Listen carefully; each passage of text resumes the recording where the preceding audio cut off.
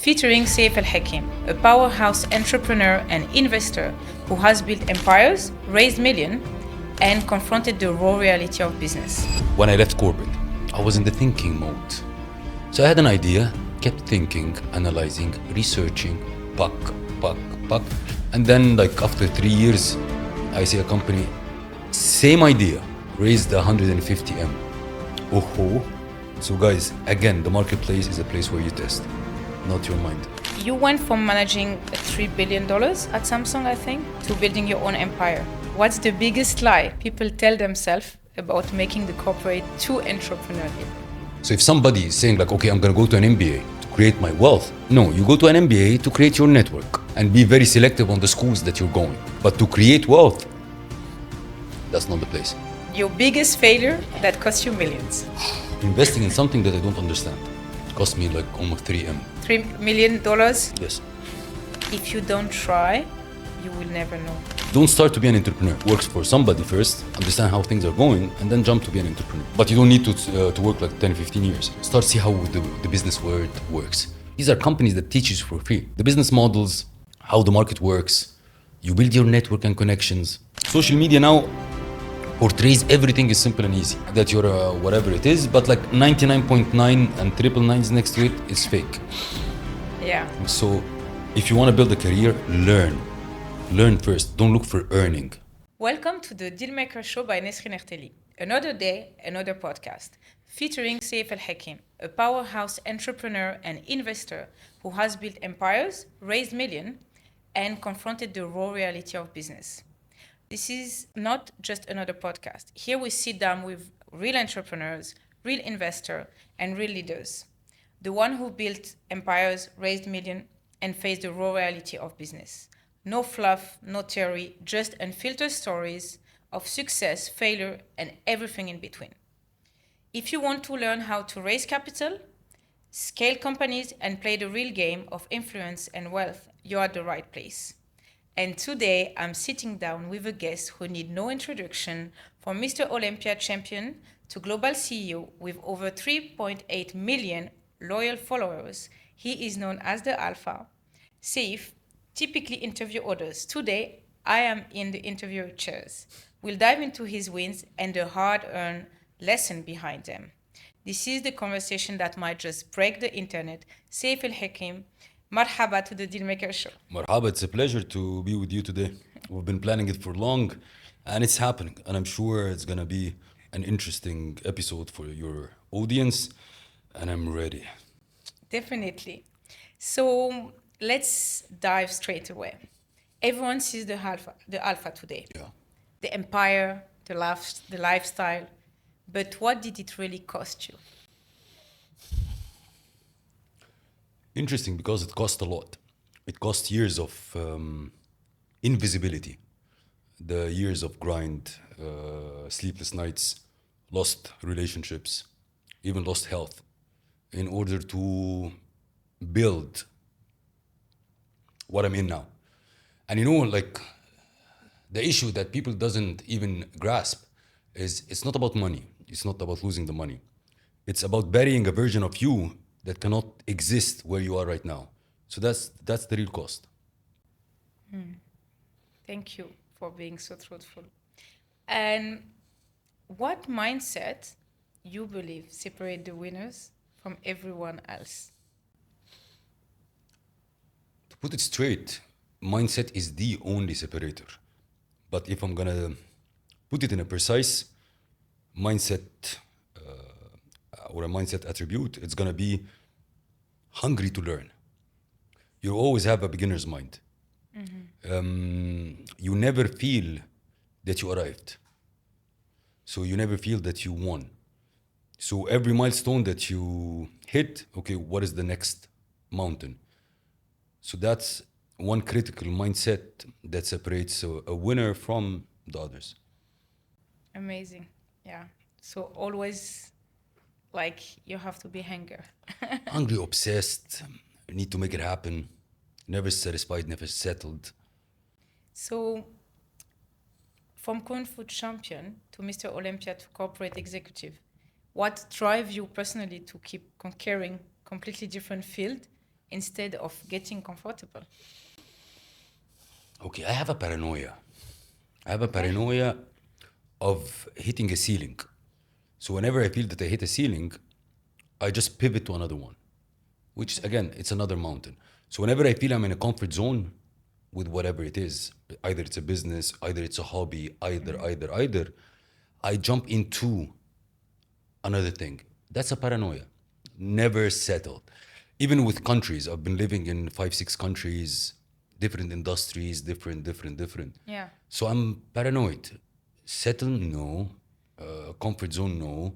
What's next? That's what drives me. I want to always feel. And actually, that's Challenge. an challenge. And that's an entrepreneur mindset. Yeah, definitely. Thank you. So you went from managing $3 billion at Samsung, I think, to building your own empire. What's the biggest lie people tell themselves about making the corporate too entrepreneurial? Oof. You know, the biggest lie is one very simple thing that we keep seeing it in social media. Freedom, being my own boss. That's an absolute lie. Because once you leave the corporate line and jump to be an entrepreneur, you don't have one boss. You have thousands of bosses. You have your clients, your investors, your team, and you're looking for freedom. No, that's the biggest lie. That you think that freedom is on the spot. No, it's much tougher than everybody thinks. And even from my experience, I thought that way. Like when I jumped from Samsung to starting it was one hell of a ride. An absolute one hell of a ride. In corporate, everything was structured systems, so on and so forth. Yeah. So I thought when I jump into being an entrepreneur, things will be right on the spot. It's another ball game, which called the street smart. Yeah. It's not the corporate smart. You need to be a street smart to be able to succeed. You need to be a wolf. True. It's a hard one. And it's not for everyone. Yeah. No, definitely not. And I'll add something as an entrepreneur, is that like you say, we think we're gonna have freedom, but then we used to have one function, right? Exactly. So now I'm like the HR, I'm the finance director. True. You The just tech like person, have so many hats. the marketeer. You know, I have a lovely analogy for being an entrepreneur. It's like really jumping from a cliff. Okay. You're just jumping from a cliff. And then on your way down, you're trying to assemble the parachute. You're going to make it or not. So either you're going to make it or you're going to hit the ground. So that's a real... Meanwhile, you're on While the you're- jump true. and falling. True. Or not. It's 100% like this. And also there is another analogy for entrepreneurs and people listening to us. Being an entrepreneur is like waking every day morning. You're not knowing when you're going to succeed. So you just keep pushing. Every day morning, every day you wake up, I don't know when Yeah. I'm going to hit the mark. The uncertainty. I think True. it's if you have to ask yourself, can I go to this journey, guys? Ask, how do you feel in uncertainty time? Because this is full uncertainty. 100%. You just go, you pitch. You don't know if it's going to work because there are so many people cooperate against you. True. Level of So, rejection is unbelievably high. Exactly. So uncertainty, I think it's the really what's the biggest struggle. If you have someone who can go beyond that. And especially if somebody coming from a corporate, like they Yeah. want to make the leap. Everything for them was more or less certain. Yeah. Like their salary, their income, their project, there. So they're structured as certain. Once you have the leap towards entrepreneurship, things hits different. Yeah, and there definitely. We can jump to the other question, which is about people. So you were, I think you had over 800 people that were working under you, and now we know that one of the struggle of the founder is to get even 8 people. True. So what's the fundamental shift in leadership psychology when you go from corporate to startup in terms of managing those people? I can give you the textbook theory, and I can give you the real... We want the real. the real one. So the real one, when you're in corporate, regardless you're managing how many people, you're at the end of the day, you're managing systems, you're managing structures, you're managing playbooks that these people are working with them, correct? But while you're in a startup, you're managing the 8 people that you're trying to make them believe in a vision that actually doesn't exist. So you're managing souls, you're managing really humans. So you need to work with the psychology and the leadership verticals available versus the corporate where you're just making sure that these people follow a playbook, follow the system, follow the structure. So here you're managing systems and structures, but the real here, you're managing real people that there is nothing they should believe in. I will be the next Mark Zuckerberg. Oh, really? I'm going to build the next Facebook. Oh, are you sure? So the level here in managing people is so critical that you need to have the high skills of leadership, especially with the young generations. Yeah, definitely. So that the psychology and leading by examples, mirroring, and all these principles of leadership, you apply it here much, much higher and stronger. Yeah, you have to really showcase how you do it and that you follow your own True, you're always on the stage. You're always on the spotlight. Yes, in corporate, you manage people. So for people not to take it wrong. But at the end of the day, you're making sure that these people follow a predefined structure and systems. So again, if bottom line, you're managing the systems and the structure, not the people. Yeah, very true. And I agree that every day, which it has his plus and minus, everyone think they're Sam Altman, True. Elon Musk, building the new and better ChatGPT. But yeah, the reality is very hard, and people really have to understand that this is a very different journey. Very different journey, very different founders, zillions of founders. Competition is super high. You need to stand out in a way. You've seen Samsung M&A strategy up close. Now you see all those startup founders hoping to get acquired for billion of dollars. What's the biggest delusion founders have about how acquisition actually happen? The biggest delusion I could say is they treat acquisitions as it's a lottery ticket, which means I'm going to stand in front of a bunch of investors or companies and I'm going to pitch my idea regardless how I pitch it. And there is a lottery ticket. Either I'm going to win or not. But the real thing is these companies, these investors, when they acquire, they look to acquire what? They need to acquire data. They need to acquire distribution.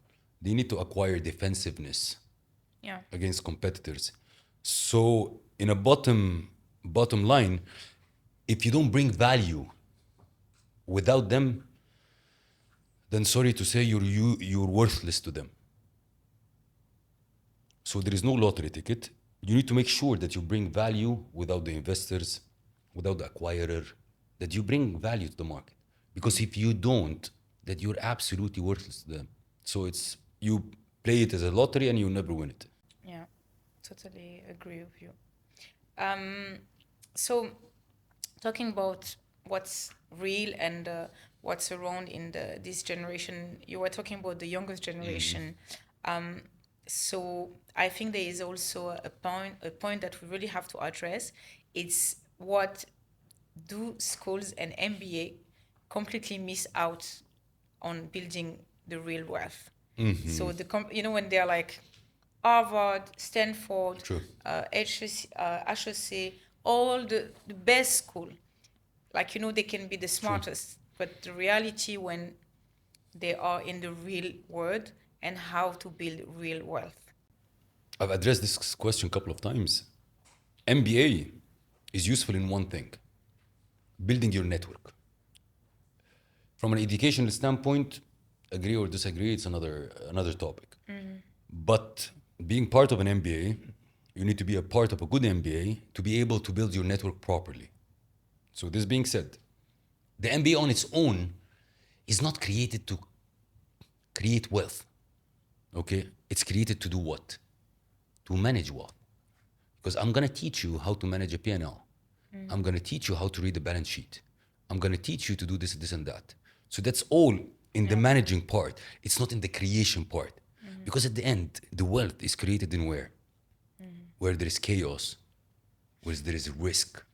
An MBA doesn't touch upon this. So if somebody is saying like, okay, I'm going to go to an MBA to create my wealth. No, you go to an MBA to create your network and be very selective on the schools that you're going. But to create wealth, that's not the place. Yeah, I think you touched on a very critical point, which is risk taker. And we know the formula: the bigger risk, the biggest reward. And talking about wealth, let's move to the influence game, where you, my friend, you have an audience of 3.8 million followers. That's influence capital, if we're talking about wealth. So most business leaders, they build terrible personal brand, right? And what's the difference between someone who build influence and someone who just make noise? It's a very interesting question. We live in an era where personal brand, it becomes the number one thing in order to be able to be successful, okay? All the big shots, all the big companies are represented by personal brands. Like giving the names, Tesla with Elon Musk. Whether you like him or not, he's a personal brand who created the capital or the equity for Tesla. That's because of his personal brand. Somebody likes him, somebody not. He's authentic in whatever he's doing. The same with others, Amazon's versions and so on and so forth. So we can't run away in this era from personal brand. This is the only... To be successful. To be successful. And it's the only legit monopoly business model you can ever have. So, which means competitor can destroy your business. Government can take your business. Whatever it is, you will be able to build it on the spot. That's the power of a personal brand. Going towards the noise and the influence is something you own, okay? And you build, so you own the influence. But at the same time, the noise is something that fades away. The algorithm will change. The trend will go out and in. So at the end, it will fade. So we do know, and once you're in market, you understand that that's noise. Soon will be gone. So trend. Trendy. People who only follow the trend but don't have their own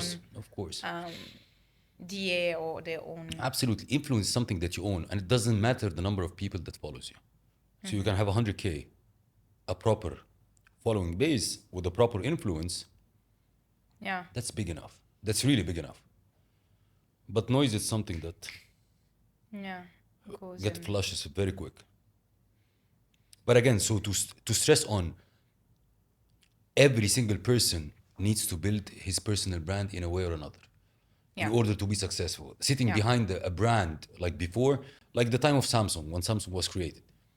Everybody talks about Samsung. Yeah. But these days, nobody connects with a brand, just a brand name. Yeah.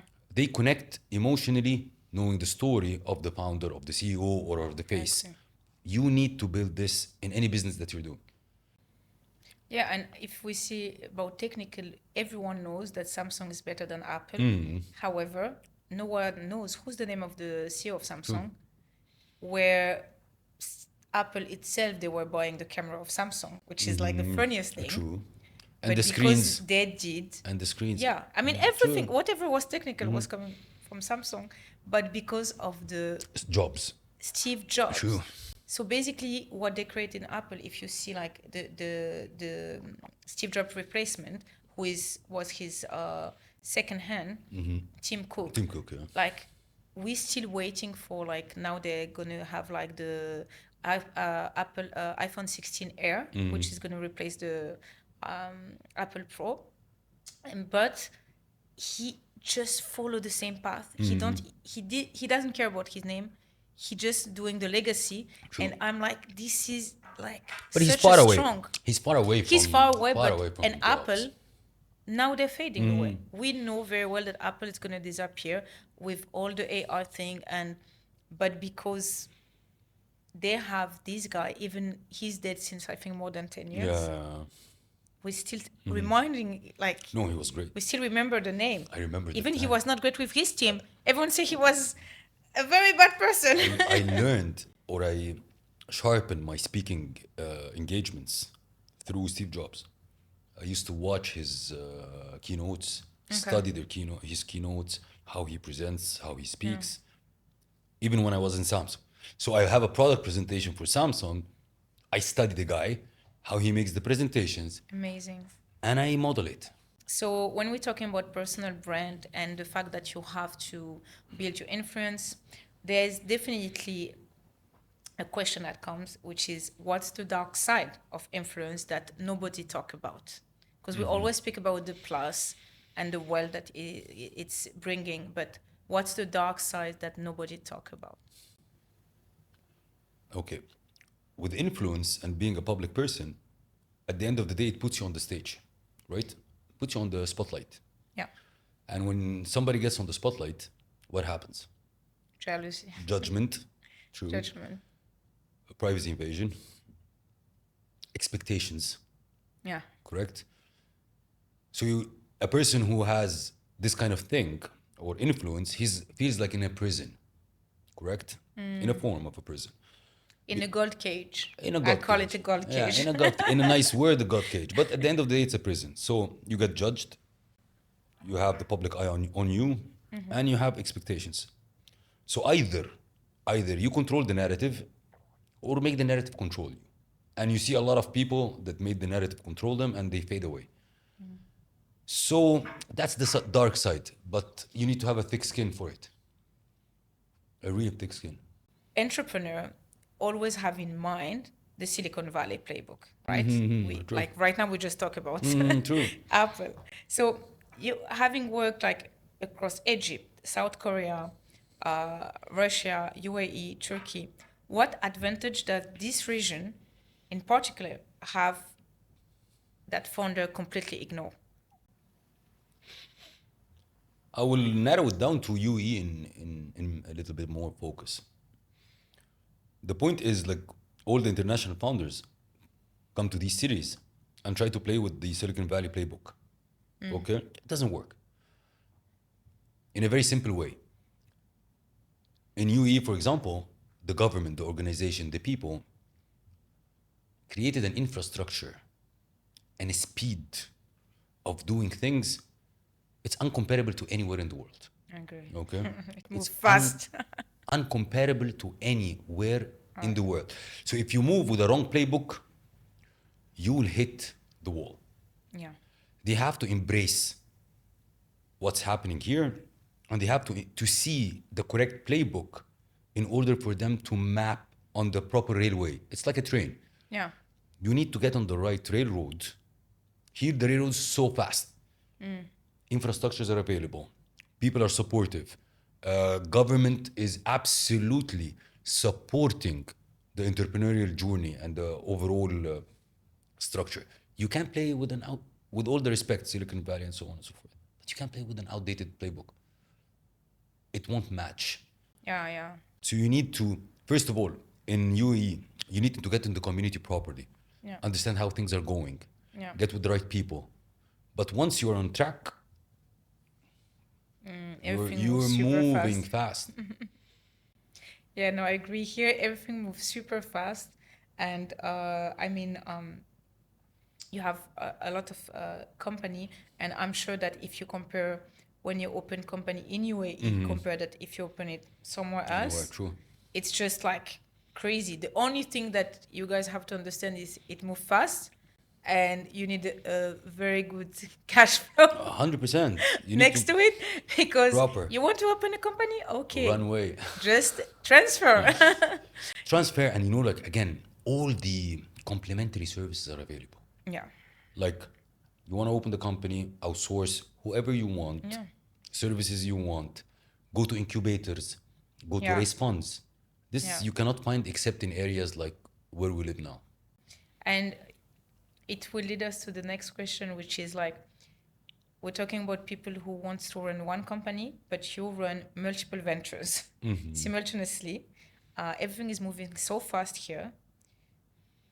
So how do you think about attention allocation across venture? How do you allocate your time when everything is moving so fast and you're managing all of it? And at the end of the day, entrepreneur is entrepreneur, right? You can have people working for you, delegate, but at the True. end, we are all like Babies control are babies. freak. True. We are all True.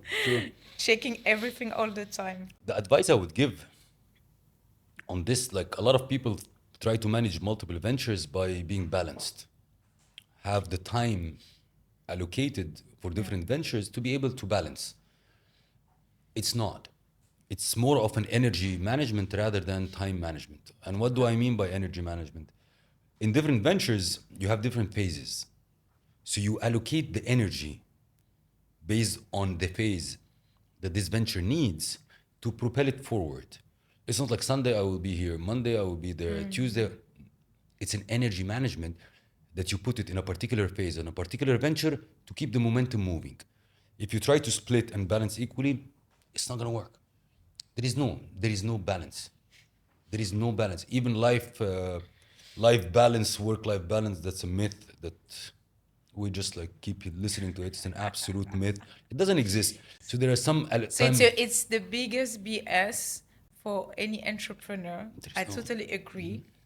Stop selling, stop just selling stuff that didn't exist, and then I think they create frustration. True. Because every entrepreneur is like, why don't I get this balance? Why my life is just working at 3 a.m., at 1 a.m., at 8 a.m. You work all the time. You have 24/7. multiple hats. You're the finance director. You're the marketing director. You every role. Imagine on your corporate world, they have like 10 people, you're only one. How are you going to balance life? It's going to come where you're going to have the freedom that if you want to make a break, you do a break. But at the end of the day, it's you are in for it or you're not. 100%. It's- And I want to give one advice to your audience with this work-life balance. We start our life as entrepreneurs, we're juggling balls, right? Yeah. You're having the balls, you're juggling between this and that. But you need to make sure that a couple of these balls are crystals, Okay. okay? Which means if you let it fall, it's done.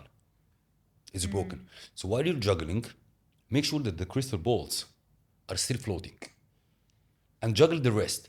But make sure that the crystal balls doesn't fall and break, because these won't be replaced Replaceable. again. In a nutshell, if you're a person that your, let's say, time with your family is important, that's a crystal ball for you. Because if it fell down, it will never be back. Yeah. If your relationship with your wife or husband is a crystal ball, make sure it happens. Should be, yeah. It should be. No, everybody has different priorities. And we do understand, we know judgment in anything. Yeah, yeah. No, But if you're it right, you're falls, right. this crystal ball, you will never be able to recover. That's why my wife is sitting with me. That's a crystal ball that I will never let it fall. There are some things when you're juggling, we're juggling all day. Yeah. Make sure your crystal balls are in your hands. Thank you. That's a very good advice, and I think that it's a good transition for the next question, which is, what's the unpopular truth about the success that people don't want to hear? Everyone wants to be successful, but Lovely question. It's freaking boring. Success is freaking boring. You need to be in love with boredom, because success doesn't come from you doing something new.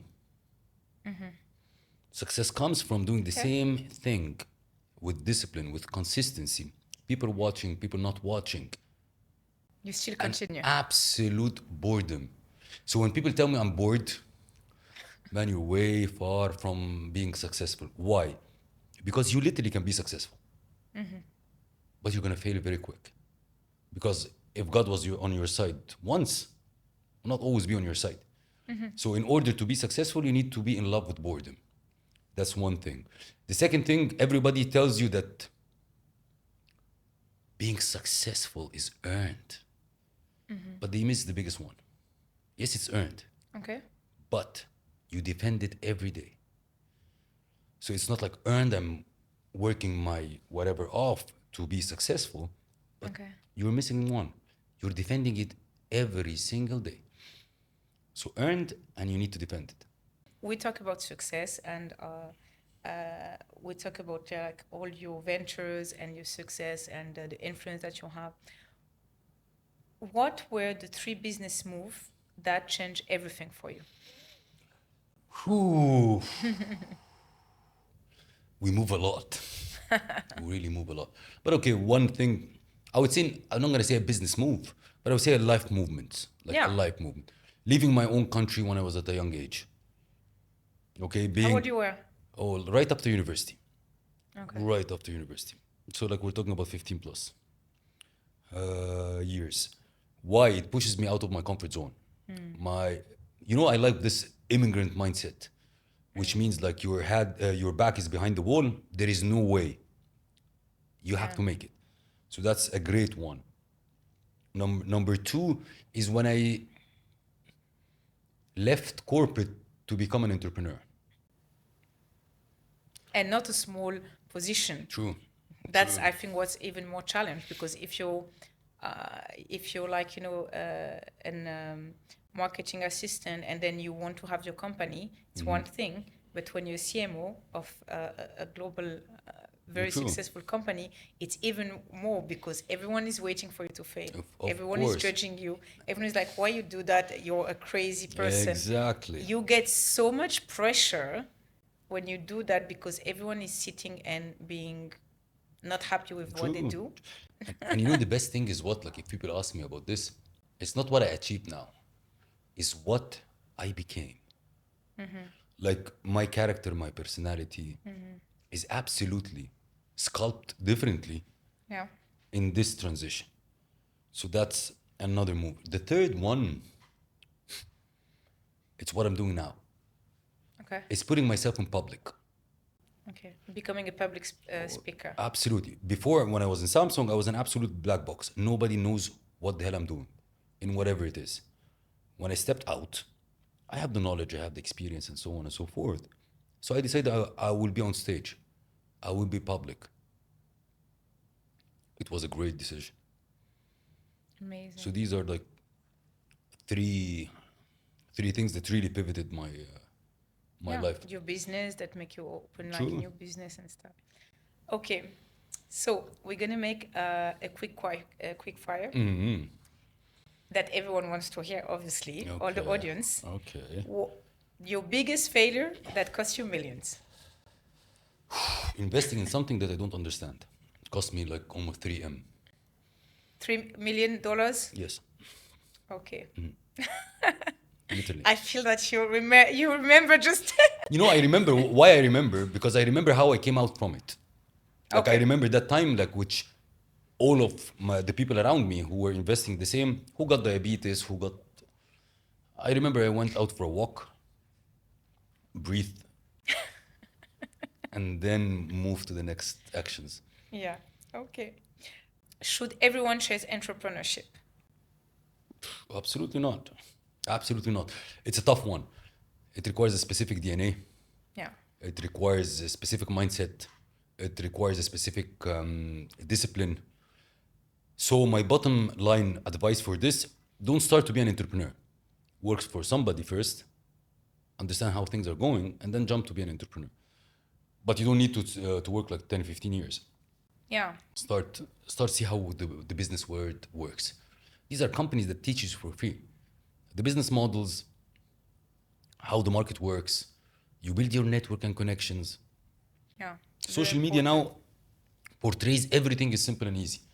Yeah. That you're whatever it is, but like 99.9 and triple nines next to it is fake. Yeah. So if you want to build a career, learn first. Don't look for earning. You work to learn first, and then make the leap. Otherwise, you will hit. How many startups Fail. fail? Oh, definitely more. 9 out of 10. Than the success. 9 out of 10. 9 out of 10. Because you're so motivated. Yeah. In a way, you're so motivated to move fast. Yeah. You think that your idea is super and your motivation is amazing. But to tell you bottom line, put your motivation on the side. Let me give you an example. Have you ever seen a plane flying by the pilot clapping to it? Like, yalla fly, yalla fly, yalla fly. There's never, right? Yeah, The no. plane flies, which means flying means success, right? Yes. It flies because there is system, process, ecosystem that is designed to make this plane fly. If you don't have this and you go with your motivation, I will be the next Mark. Good luck. Yeah. So I think that, like you mentioned, consistency, being very comfortable with uncertainty, and having a kind of maturity in the sense that, for me, if you're a follower, forget about entrepreneurship. You when I say just a follower, is more into, like, people, when you have an idea, a very good idea, and if you hear the most successful people, everyone, when they say their idea, was like, Correct. it's not going to work. So you need to have this thing where you can follow the best business model. True. Yes, but on your idea, on the way that you're Believe doing, in it. of believe in course. it. Yeah, you cannot say, because otherwise, what's your added value? You will hit 100%. And just to add, so people don't understand this wrong, you could follow your mentors, you could follow Yeah. your coaches, because they're going to give you Your a guide. the advice they're Exactly. giving you. Because sometimes the people are stubborn to the Yeah. level that, like, then okay, go ahead. Yeah. Entrepreneurship journey, you're gonna hit holes, but it's gonna teach you so much. True. And I believe that we learn so much when we fail, and you need to fail to be successful. I never heard anyone who said, I'm successful and I never fail. People are successful, they miss failing. They say, this is where I learned the most. And like one more thing, you could have all the plans in the world, and you will find yourself somewhere else. Definitely. So, like, be able to adapt, be able to pivot. Don't be super stubborn. There is a lovely statement that says, no matter how hard you row, if you're in the wrong boat. So if your idea sucks, don't keep rowing and that's it. Yeah. I keep saying, like, I have one of the biggest shows in the region. I never planned to have a show. I was able to pivot and adapt. Never. Out of nowhere. I planned it to be solo even. A solo show. So be able to pivot, be able to adapt, be open to learn. Yeah. And listen to the market. True. Because that's the market. The market, like, for instance, for your show, the market is asking for interview. It's very famous all over the world. People want to hear real conversation. People want to hear about failure. And that's funny, because if you go to internet, it's like the trend, and you can pay for report. But when you speak to people, it's so different, the reality of what they really want to hear. So yeah, definitely don't be stubborn. Test your idea, and if you don't try, you will never know. 100%. 100%. So the last question is that, if you lost, God forbid, everything tomorrow, Lost a couple of times. how will you rebuild in 12 months? If I lost what? Everything? If you lost everything tomorrow.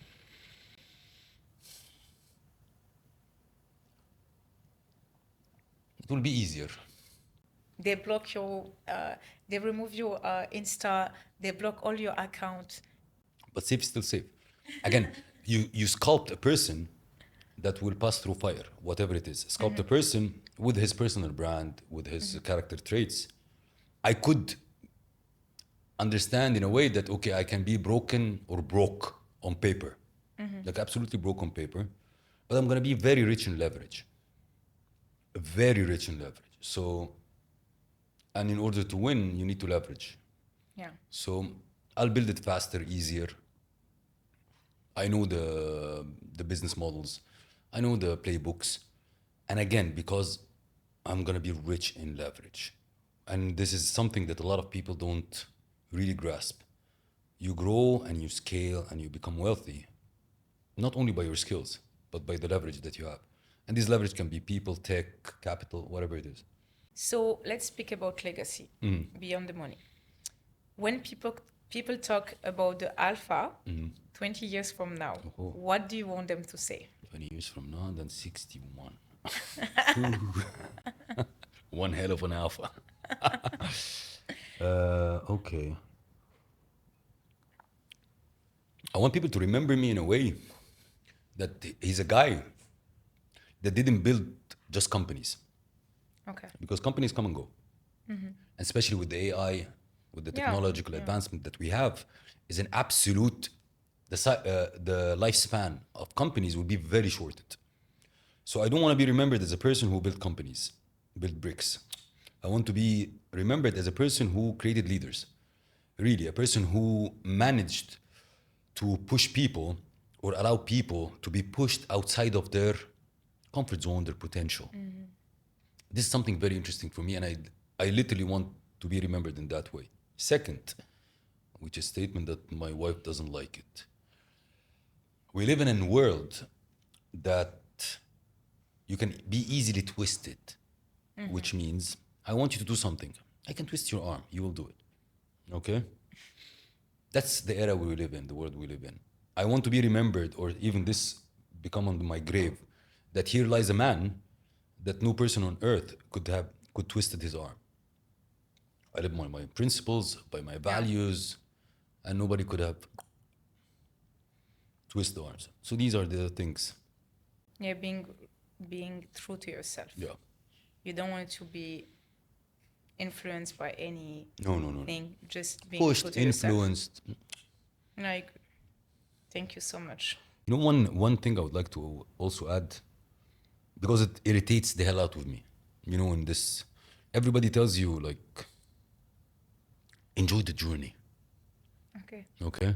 Let's not enjoy the journey. No. Let's play. No, really, it's like you have a point. This what you define as success, and you have a journey behind, right? People tell you don't think about this success, the point that you want to reach, and just enjoy the journey. They're speaking to themselves. I do care about the end point or the milestone more than I care about the journey, because the journey sucks. It couldn't be enjoyable. Okay? Yeah. What is enjoyable, it's what I'm creating at that point. Yes, I would love to have the people that I love along my journey. Yes, I like to try to enjoy it. But sleepless nights enjoying it, that's not enjoyment. So forget about this bull that we see and watch on a regular basis, the journey. Yes, journey, if you're a travel blogger, enjoy your travels. Yeah. But as a businessman, the journey sucks. But you're reaching a point where it will be worth it, because everything happens with a sacrifice. The journey is a sacrifice. So it can be enjoyable. So you're sacrificing and enjoying. Like, are you kidding me? Yeah. So just make your goal or your mini goals worth it enough that is absolutely overtakes the sacrifice of the journey that people bluff and say enjoy it, because it's not an enjoyable journey at the end. The enjoyable thing is when you reach what you want. Totally agree, and I think this is another BS on the social media that make people stay in stuck in their life. To be honest, because this is also something that why people are listening to that, because they are stuck, and it's giving them a reason True. to stay stuck. And I think that on your motivational on your social media, I follow you, and whatever you say, I really agree in the sense that don't complain if you don't do anything, and you really have to, yes, maybe suffer, maybe have sleepless night, but focus on the goal. I totally agree. You focus on the goal and you see yourself being successful. This is what's going to motivate you. This is what's going to motivate you. It can be, for someone, it can be to buy a house, to buy a car, to be able to fly all this family in a nice vacation. Everyone has different goal. However, we have different motivation, and this is part of life, and this is good. Just don't be jealous. Have your own goal. Everything is written. Like, your success will not diminish my success. It's true. And this is something also that is very important for me. Follow your path, listen to your mentors, but keep your idea. Try to be, if you have an idea and you believe it's going to be successful, try it. Maybe it's gonna fail, maybe no. This is good one. Why this is good one? Because a lot of people these days, they overthink. They have an idea, they keep thinking, putting equations in their mind, Then they lose the right, momentum. left, and center. خلاص. The ideas are tested not in the mind. Let's agree. Whatever I put in my head for ages, it will not be tested. Yeah. Next, the idea is tested in the marketplace. So whatever you have, put it in the marketplace, see the test. Yeah. Why I'm telling you this? Back in the days, 4 years, 5 years ago, I had an idea that there is a very big company implemented these days. Absolutely successful. And that's, I'm telling you, when I left corporate, I was in Okay. the thinking mode. Yeah. So I had an idea, kept thinking, analyzing, researching, puck. And then like after 3 years, I see a company, same idea, raised 150M. Oh. So guys, again, the marketplace is a place where you test, not your mind. And it's moving so fast. So what you're saying is like 4 years ago, that took 3 years to actually be True. real. Right now, you have an idea. Tomorrow, if you really trust it, go ahead for it. Because in 1 month, it can be done. Done. True. And yeah, I mean, I've talked with you about one of my project, and we talk about exactly that. It was like, I had this idea, and I'm going to put it together. Regardless, Because you know true. what? It might be done by someone else, and I don't want, because I believe I can do it best.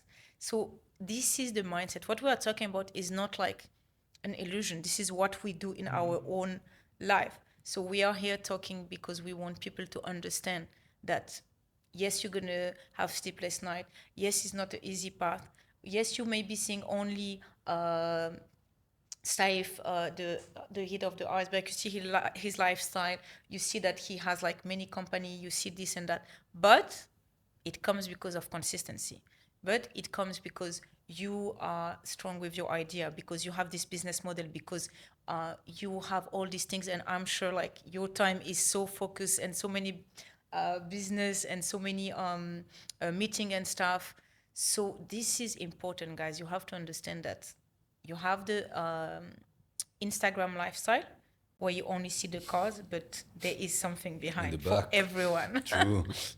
So thank you so much, Saif, It's a for pleasure. the unfiltered story. That's the kind of conversation that inspire founder and investor. I really believe that. And consistency, resilience, and legacy. So if you enjoyed this conversation, guys, don't forget to subscribe to the DealMaker show and connect with me on LinkedIn. Please make sure to follow Saif, the Alpha Talk Show podcast. Thank you so much. It's a pleasure. I loved it. We had a lovely conversation, and I'm sure that a lot of people will benefit from it, and that's the reason why we're doing it. So thank you for having me today.